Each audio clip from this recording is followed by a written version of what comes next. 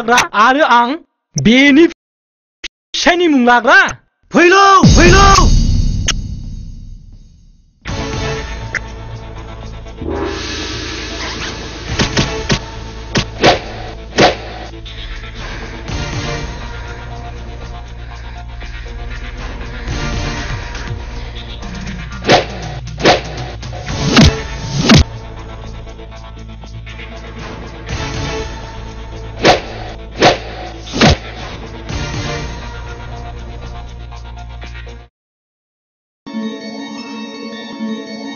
बिग्राय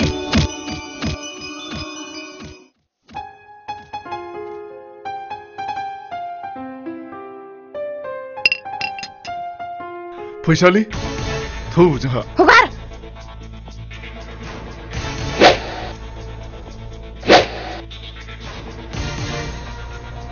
है होबाय लाबावदो है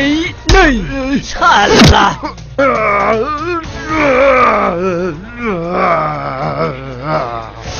नै साला होबावबाय आयदा नोंनो दासो मोनदों मालायनि संसार जानायखौ एरला एरलि खालामनानै नोङो गोदाव सोराव खालामदो नोङो साला नैबेबो सासे होथारोलां सालाखौ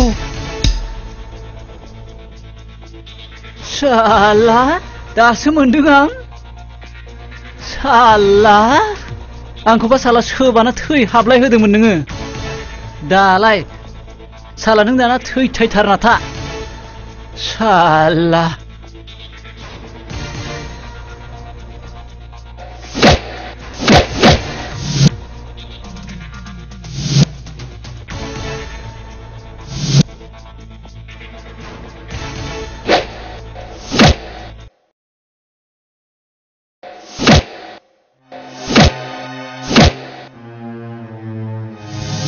बिग्राय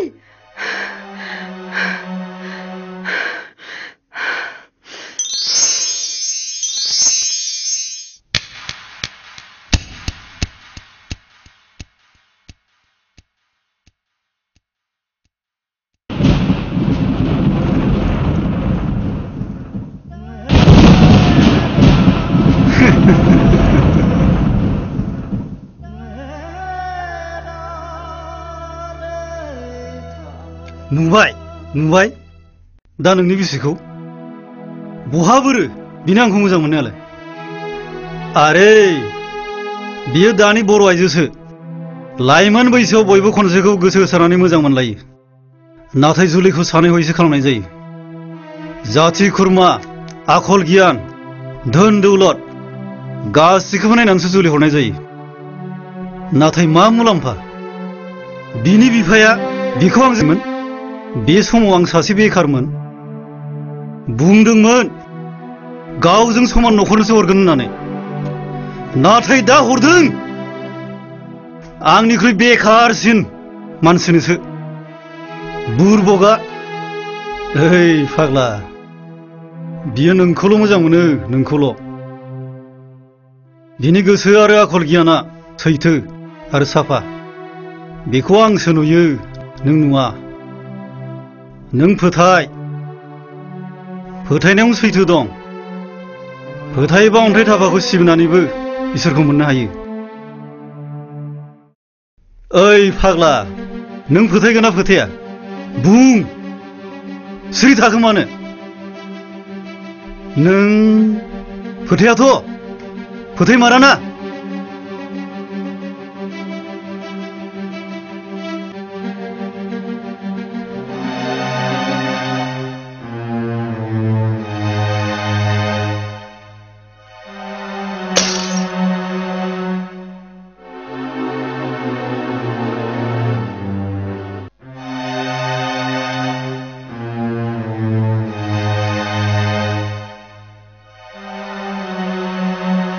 बुं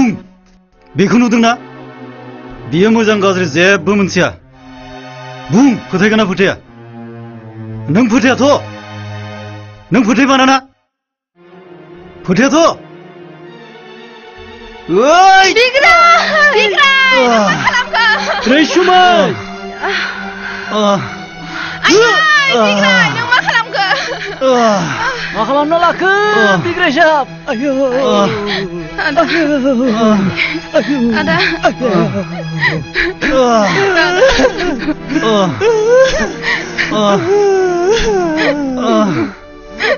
साब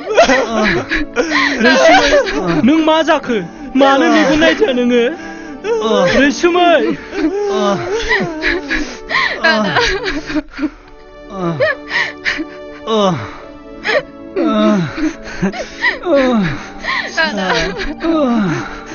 नों मानो आंखौ हमथाखो फैसलि आंनि बे दुखु गोनां जिउखौ फोजोबनानै आं बै मुलुगाव आलो गोजोनै थाहैनोसो सानबायमोन नों मानो आंखौ हेंथाखो फैसलि नों बिदि दा बुं बिग्राय आंनि गोसोआव जोबोद दुखु मोनो आंथ' दंना नोंनि खाथियाव नोंजों लोगोसेनो आंबो थाफागोन ना फैसलि आदा बिग्राय साब नों बिराद गाज्रि खालामना लाबाय नों गावखौनो बिग्राय साब आदा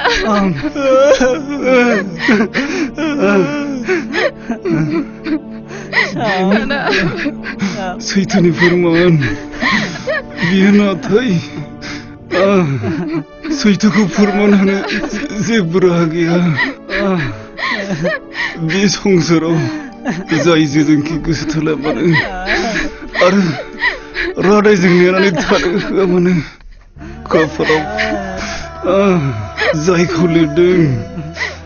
बेखौसो मोनो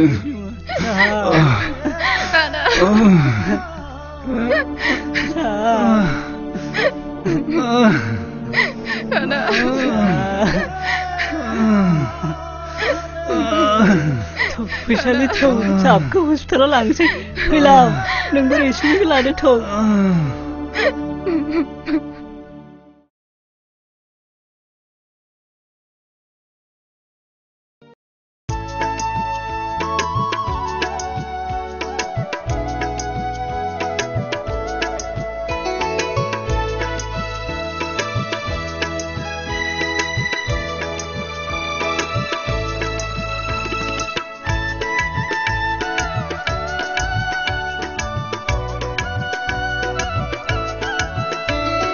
मेगन बेसान खानाय रंबां नायनो मोजां आंनि जिउनि अनजालिया अखाफोर गावदां महर मोखां बासिनो आं हाया हाया आंनि जिउनि अनजालुआ मदद जांगिला संसारनि सोलिनाय बान्दोजों सानैबो खाजाखाबाय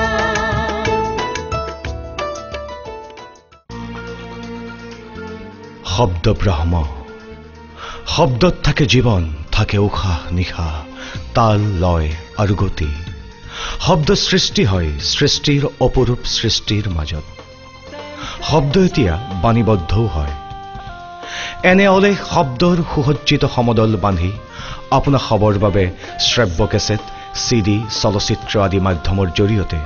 উপহাৰ দিবলৈ অসমবাসীৰ আপোন শিল্পী অনুপম শইকীয়াই শুভাৰম্ভ কৰিছে এটি অত্যাধুনিক বাণীবন্ধন ষ্টুডিঅ'ৰ নাম টেম্পটেশ্যন কেৱল বাণীবন্ধনেই নহয় নিপুণ কলাকুশলীৰ সৈতে ভিডিঅ' আৰু চলচ্চিত্ৰ সম্পাদনাৰ এটি ৰাষ্ট্ৰীয় মানৰ এডিটিং ষ্টুডিঅ' সংলগ্ন হৈ আছে ষ্টুডিঅ' টেম্পটেশ্যনত